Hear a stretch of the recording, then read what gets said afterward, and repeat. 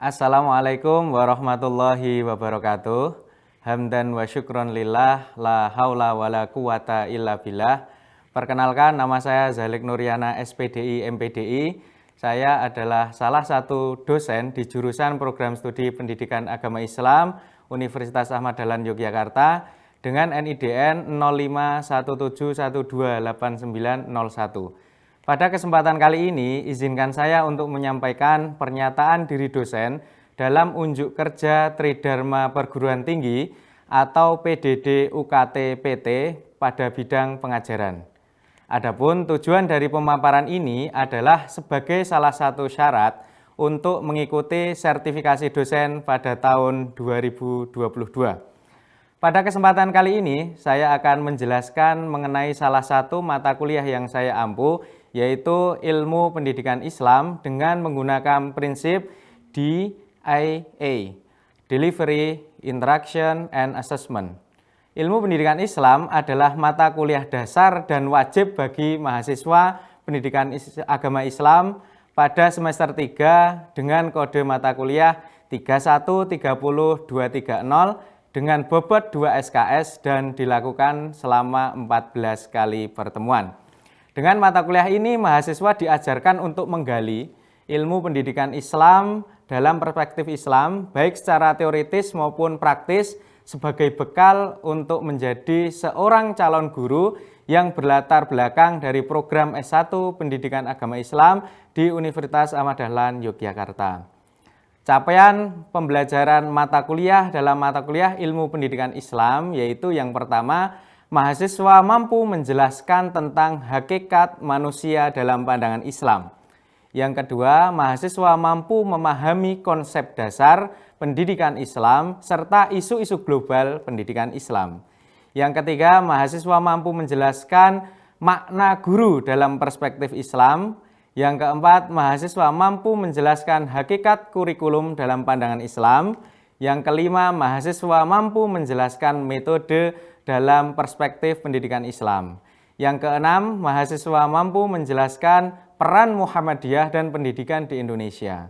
Referensi wajib yang digunakan dalam mata kuliah ini, yang pertama adalah buku dari Profesor Dr. Ahmad Tafsir dengan judul Ilmu Pendidikan Islam. Yang kedua, Zakiyah Derajat dengan judul Ilmu Pendidikan Islam, dan yang ketiga adalah Daun Arman dan teman-temannya dengan judul Handbook of Islamic Education yang diterbitkan oleh Springer. Selain itu, saya juga menggunakan referensi dari jurnal-jurnal ilmiah untuk mengupdate selalu terkait dengan perkembangan isu-isu terkini dengan pendidikan Islam. Kemudian metode yang digunakan dalam mata kuliah ini adalah ceramah dan tanya jawab dengan model active learning. Pendekatan yang digunakan dalam mata kuliah ini adalah student centered learning dengan prinsip memberikan porsi pembelajaran kepada mahasiswa sebagai pusat pembelajaran dan project based learning dalam proses penugasan agar mahasiswa memiliki tanggung jawab terhadap penugasan yang diberikan. Selain itu, di awal pembelajaran, saya juga selalu mengawali dengan kata-kata mutiara atau mahfudhot yang dapat menumbuhkan semangat serta ghiroh ketertarikan dalam mengikuti kuliah ilmu pendidikan Islam. Selanjutnya, sistem penilaian dalam mata kuliah ini meliputi yang pertama, ujian tengah semester dengan bobot 25%, kemudian ujian akhir semester dengan bobot 30%, kemudian penugasan, yaitu mereview 10 artikel atau membuat analisis bibliometrik terkait dengan ilmu pendidikan Islam sebesar 20%. Yang keempat adalah presentasi, yaitu kontribusi dalam kelompok, kemudian keterlibatan mahasiswa dalam berdiskusi, serta kemampuan presentasi sebesar 20%, dan yang terakhir kehadiran sebesar 5%. Selanjutnya saya akan menampilkan salah satu rekaman video proses pembelajaran pada salah satu materi tentang isu-isu pendidikan Islam dalam lingkup global dengan menggunakan analisis bibliometrik pada mata kuliah Ilmu Pendidikan Islam. Selamat menyaksikan dan terima kasih. Assalamualaikum warahmatullahi wabarakatuh. Assalamualaikum warahmatullahi wabarakatuh.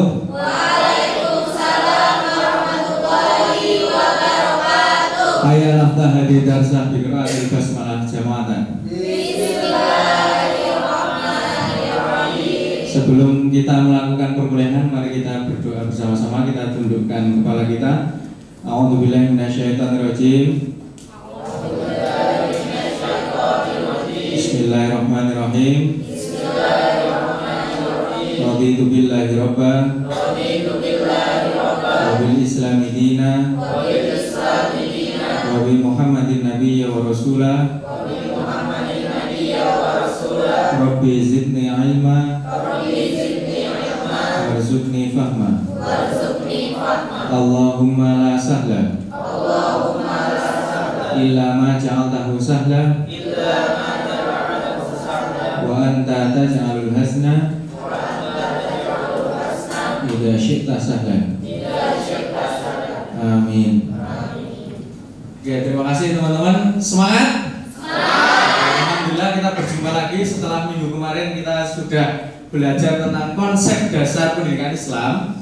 Hari ini kita akan melanjutkan tentang isu-isu terkini tentang pendidikan Islam dengan salah satu metode yang agak unik dan mungkin teman-teman jarang mendengarkan, yaitu tentang bibliometrik. Apa?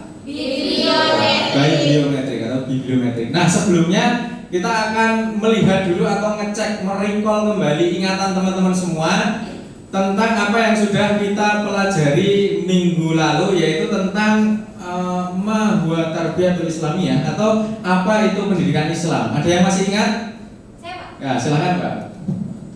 Menurut saya pendidikan Islam itu adalah sebuah bimbingan jasmani dan rohani yang berdasarkan hukum agama Islam yang menuju kepada terbentuknya kepribadian utama menurut ukuran-ukuran Islam. Oke, mantap. Yang lain? Saya, Pak. Silakan, Mas. Menurut saya pendidikan Islam itu merupakan suatu proses penyiapan generasi muda untuk memindahkan pengetahuan serta nilai-nilai Islam diselaraskan dengan fungsi manusia untuk beramal di dunia dan memetik hasilnya di akhirat, Pak. Oke, mantap juga. Yang lain? Saya, Pak. Silakan, Mas. Kalau menurut saya itu merupakan sebuah proses bimbingan kepada manusia yang dimana meliputi jasmani dan rohani berlandaskan kepada agama Islam. Tujuannya supaya kehidupan di akhirat itu menjadi indah di akhirat nanti. Menjadi indah ya, seperti masa depan kita indah. Oke, itu tadi semua yang disampaikan benar. Tepuk tangan untuk kita semua. Nah, jadi ada poin penting, yaitu bahwa ciri pendidikan Islam atau pendidikan dalam perspektif Islam itu adalah adanya proses perubahan manusia. Satu. Yang kedua, tujuannya itu tidak hanya di dunia saja, tetapi ada dua tujuan, yaitu dunia akhirat. Maka ini yang menjadikan ilmu pendidikan Islam atau pendidikan Islam secara epistemologi berbeda dengan ilmu pendidikan yang lainnya. Paham ya? Oke, akan kita lanjutkan. Selanjutnya adalah tentang tujuan perkuliahan kita hari ini, yaitu teman-teman semua itu diharapkan mampu memahami konsep pendidikan Islam dengan indikator keberhasilan. Yang pertama, teman-teman mampu memahami pendidikan Islam dalam lingkup global. Nah, yang kedua adalah mahasiswa mampu memetakan isu-isu pendidikan Islam dengan metode yang tadi saya sebutkan agak unik, bibliometrik, untuk melihat roadmap penelitian atau pendidikan Islam di masa depan. Nah, oke, selanjutnya saya akan mulai perkuliahan ini dengan satu ini kalau orang biasanya menyebut hadis, tetapi dalam kaidah ilmu hadis ini tidak masuk dalam hadis. Nah, kita sebut sebagai motivasi saja. Bunyinya adalah al-jannatu tahta aqdamil ummahat. Al-jannatu tahta aqdamil ummahat. Artinya surga itu di bawah telapak kaki ibu. Nah, oke. Saya akan tanya, kira-kira makna dari ungkapan atau kalimat ini itu apa? Siapa yang tahu? Silahkan, Mbak, yang keras. Makna dari motivasi tersebut adalah kita harus berbakti kepada orang tua karena orang tua yang telah mengandung dan melahirkan kita. Oke, yang lain? Ya, Pak. Silahkan, Mas. Jadi makna dari motivasi ini kita harus selalu bersikap baik kepada orang tua kita, terutama ibu kita, terus menjaga ibu kita jangan sampai melukai hatinya. Oke, Masya Allah ya. Tapi apa hubungannya kok itu ada ungkapan di bawah telapak kaki ibu? Oh, Mbak, hubungannya apa? Ya,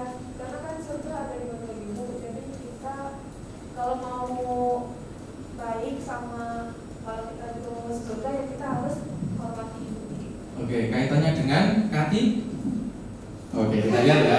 Jadi kata kuncinya ini teman-teman. Dan teman-teman beruntung masuk kelas hari ini karena ada ilmu baru. Nah, ini bisa kita ajarkan kepada anak didik kita atau murid kita. Jadi kuncinya adalah kenapa kata yang dipilih adalah kaki. Itu peringatan bagi kita, bagi kalian calon ibu, calon bapak, bahwa cerminan diri kita itu menunjukkan kualitas besok kita ketika menjadi orang tua. Paham? Nah, kenapa ungkapan ini menggunakan telapak kaki? Karena telapak kaki adalah bagian organ tubuh manusia yang pertama kali diinjakkan ketika mau melangkah. Masuk akal ya? Ketika mau melangkah. Jadi kalau teman-teman sekarang calon ibu-ibu ini harus hati-hati nih.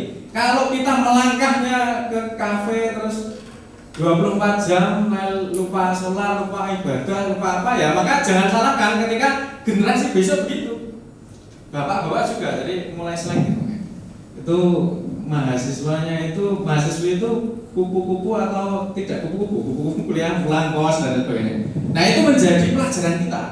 Agar apa? Agar mulai dari mahasiswa ini kita tanamkan bahwa diri kita kemana kita melangkah itu kita akan menentukan masa depan esok.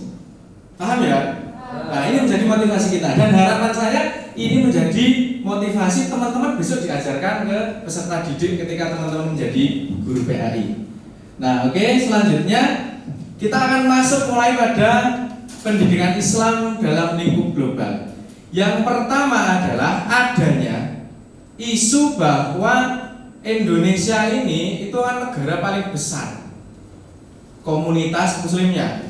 Nah, maka itu secara narasi diplomatik Islam itu pengen mempromosikan bahwa Islam Indonesia itu adalah model negara mayoritas Islam yang demokratis, menjunjung tinggi pluralisme agama dan toleransi, yang salah satunya bisa diwujudkan dalam bentuk Islamic education atau pendidikan Islamnya.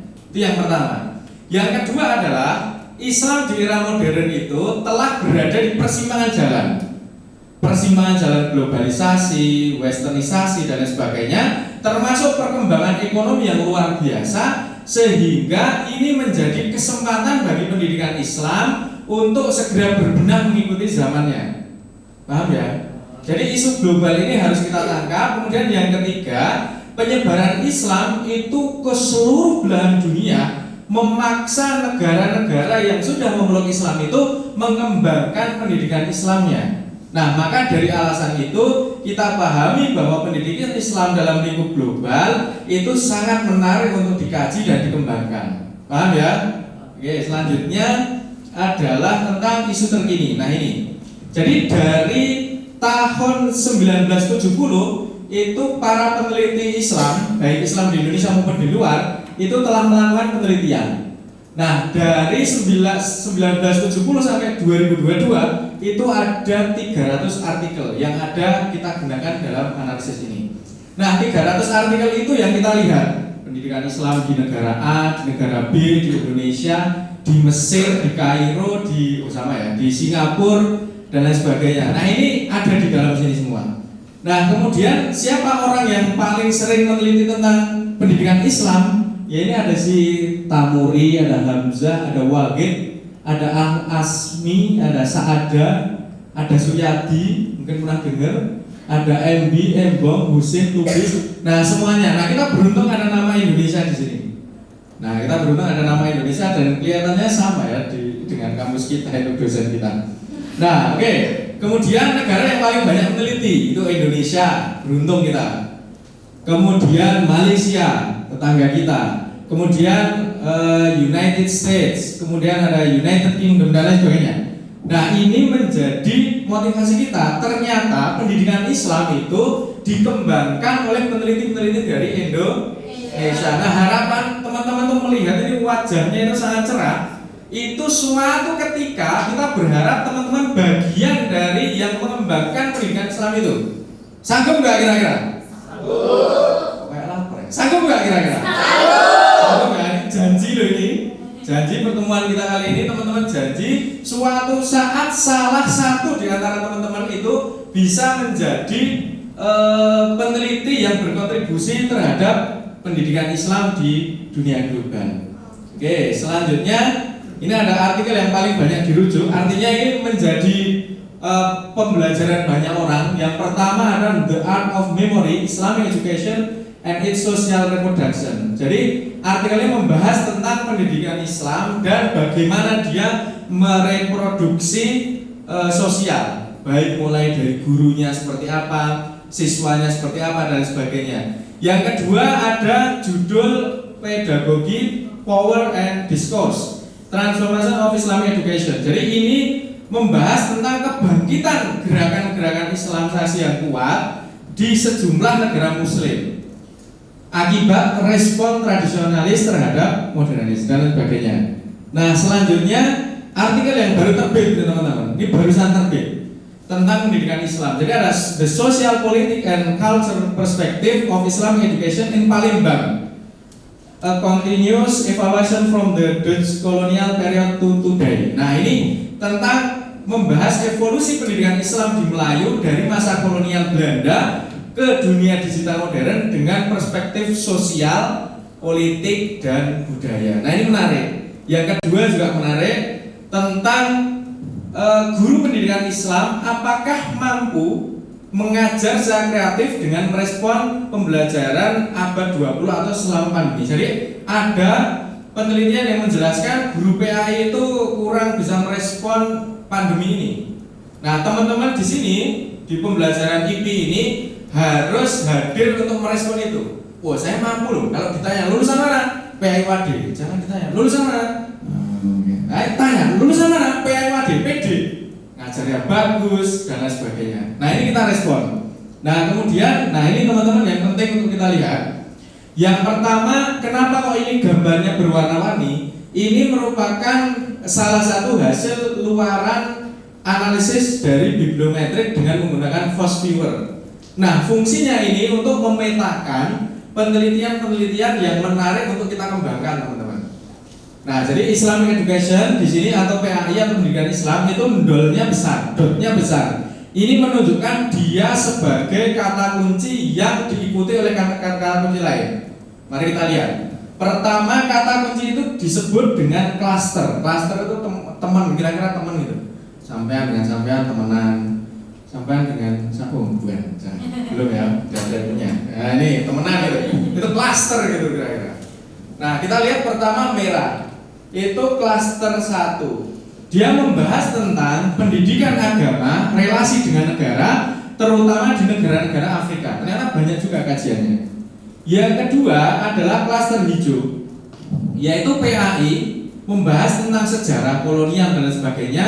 Kemudian dikaitkan dengan masyarakat, kemudian dikaitkan dengan komunitas, misalkan Muhammadiyah, kemudian IT tahu IT nggak? Tahu? Ilmu tarbiyah?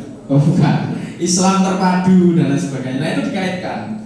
Kemudian selanjutnya ada biru, yaitu tentang PAI dan manajemen. Kemudian selanjutnya ada kuning, PAI, kebijakan, kurikulum dan sistem pendidikan. Nah, kemudian ada yang ungu, itu PAI terkait dengan teknologi dan inovasi. Kemudian selanjutnya aqua, warna ya, bukan iklan ya. Jadi PAI, kemudian inovasi guru. Kemudian yang terakhir adalah gold, yaitu PAI, lembaga, institusi dan kolaborasi dengan lintas negara dan sebagainya. Nah, ini teman-teman. Kemudian dari pembaharuan atau dari warna-warna tadi, dari klaster tadi, mana yang akan kita kembangkan sesuai dengan RPS kita. Nah, mari kita lihat. Ini ilmu pendidikan Islam PAI-WAD. Kemudian yang pertama klaster 6 tentang guru PAI ideal sesuai dengan tuntutan zaman. Kira-kira tema apa yang menarik? Ada yang mau mencoba mengusulkan? Oke, silakan Mbak. Kompetensi guru PAI pasca COVID-19 yaitu yang melek teknologi, kreatif, dan lucu. Mungkin itu yang bisa. Oke, termasuk lucu gitu menjadi kompetensi ya? Oke, bagus. Kompetensi lucu. Terus mungkin tambah lagi ya, kompetensi bisa mengeluarkan makhluk halus. Nah, misalkan ini. Oke, bagus. Yang kedua teman-teman, itu tentang klaster 4 yang akan kita kembangkan. yaitu tentang manajemen atau kebijakan tentang PAI atau tentang kurikulum, pengembangan kurikulum. Ada tema yang kira-kira menarik nggak? Siapa? Silakan Mas. Manajemen sekolah, tentunya sekolah Islam seperti madrasah, sekolah Muhammadiyah, sekolah Ma'arif, dan lain-lain Pak. Oke, bagus. Jadi itu ya tentang manajemen sekolah, sekolah Islam. Jadi ada sekolah Muhammadiyah, ada Islam terpadu, ada Ma'arif dan sebagainya. Itu menarik. Kemudian selanjutnya klaster 5 ada tentang metode, inovasi dan teknologi dalam PAI. Ada? Silakan Mbak. Tentang integrasi teknologi dalam pembelajaran PAI untuk pembuatan aplikasi atau web pembelajaran agama. Oke, ini termasuk milenial gitu ya. Karena anak-anak sekarang PAI kan belajar sholat di mana? HP. HP apa ternyata game. Nah ini kita perlu kita kembangkan. Kemudian selanjutnya klaster 2 tentang pendidikan berbasis komunitas. Misalkan studi kasus tentang Muhammadiyah. Ada yang mau mencoba memberikan? Saya Pak. Silakan Mbak. Strategi sekolah Muhammadiyah dalam menghadapi learning loss akibat COVID-19. Oke, strategi sekolah Muhammadiyah dalam menghadapi learning loss pasca pandemi atau akibat pandemi. Oke, menarik. Jadi ada teman guru yang mengatakan bahwa sekarang mengajar anak kelas 1 SMP itu kayak SD, ya benar kan, barusan SD. Nah, bukan itu maksudnya, tapi karena memang proses ketika pembelajaran di pandemi, kemudian kompetensi-kompetensi yang harus dimiliki siswa ternyata itu berkurang. Oke, selanjutnya terakhir yang kita kembangkan adalah internasionalisasi PAI di Indonesia. Nah, ini juga penting supaya wajah pendidikan agama Islam di Indonesia bisa dinikmati oleh komunitas global. Nah, kemudian ini teman-teman referensi yang dapat kita gunakan. Yang pertama buku, nanti kita share di grup WA. Kemudian ada handbook, kemudian ada yang bawah ini salah satu luaran dari makul ini, kemudian yang atas juga salah satu luaran dengan mahasiswa yang sudah terbit. Nah, kemudian yang terakhir itu penugasan 5 kelompok kemarin yang sudah disepakati di awal. Nanti membuat masing-masing satu mereview 10 artikel atau membuat analisis bibliometrik kalau bisa. Jadi pilihannya itu 2, bukan dan ya, tapi atau. Kemudian dipresentasikan mulai dari kelompok 1 klaster 6 GPAI ideal sesuai dengan tuturan zaman. Nah, kemudian kalau mengalami kesulitan seperti penginstalan, kemudian cara mengumpulkan data itu bisa dilihat di pertemuan kemarin di YouTube yang sudah kita upload. Nah, kemudian teman-teman mulai minggu depan mulai dipresentasikan. Sanggup ya? Sanggup. Ya? Nah, ini memang mahasiswa PAI begini, oke? Terima kasih. Kita akhiri karena waktunya sudah habis. Tepuk tangan untuk kita semua. Terakhir kalau saya katakan PAI Waden, teman-teman jawab profesional menginspirasi. Oke? PAI Waden terima kasih. Khayanah tatim bilhamdulillah jamaatan. Alhamdulillah. Saya kurang punya mohon maaf. Bila bisa bilihaq fasnabigul khairat. Assalamualaikum warahmatullahi wabarakatuh.